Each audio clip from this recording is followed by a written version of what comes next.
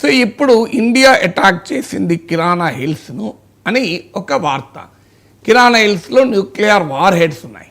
మరి war హెడ్స్ని attack చేసి ఉంటే లీక్ రేడియేషన్ ఏమైనా డ్యామేజ్ జరిగి పాకిస్తాన్ న్యూక్లియర్ ఆర్సెనల్కి డ్యామేజ్ జరిగి అక్కడ న్యూక్లియర్ స్టోర్స్ ఉన్నాయి, వెపన్స్ ఉన్నాయి కనుక ఏమైనా రేడియేషన్ లీక్ అయిందా అనుమానం. కిరాణా హిల్ దాడి చేస్తామా లేదో తెలియదు, కానీ సర్గోదా ఎయిర్ బేస్ మాత్రం మనం అటాక్ చేశాం.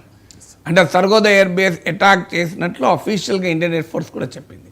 సర్గోదా ఎయిర్ బేస్లోనే న్యూక్లియర్ వెపన్స్ను తీసుకెళ్ళి లాంచ్ చేయగలిగే మిసైల్స్ ఉన్నాయి. ఆ మిసైల్స్ బేస్కు సమీపంలో ఉన్న ఎయిర్ బేస్ పైన మనం అటాక్ చేసాం. రన్వే కూడా డ్యామేజ్ అయింది. సో అందువల్ల సర్గోదా పైన అటాక్ చేశాం కనుక కిరాణా హిల్స్ కూడా అటాక్ అయ్యి ఉండవచ్చు అనేది ఒక opinion. So nobody knows what is true అని. సో కానీ ఒకటి మాత్రం నిజం, మన న్యూక్లియర్ ఫెసిలిటీస్ని అటాక్ చేయకపోవచ్చు, కానీ న్యూక్లియర్ ఫెసిలిటీస్ని అటాక్ చేయగలిగే సామర్థ్యం మాకుంది అని వ్యూహాత్మకంగా డెమాన్స్ట్రేట్ చేసి ఉండవచ్చు. ఇదొక అంచనా.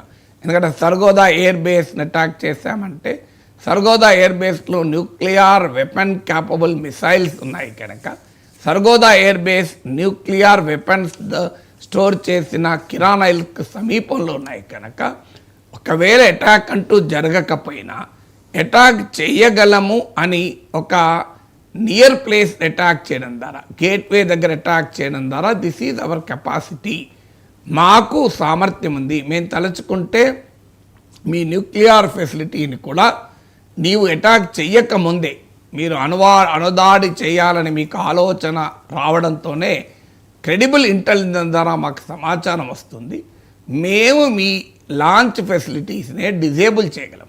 ఉదాహరణకు మనకు పాకిస్తాన్ వాడు అణుదాడి చేస్తాడు అని సమాచారం వచ్చిందనుకోండి, అణుదాడి చేయగలిగే మిరాజ్ ప్లేన్లను ధ్వంసం చేశామనుకోండి,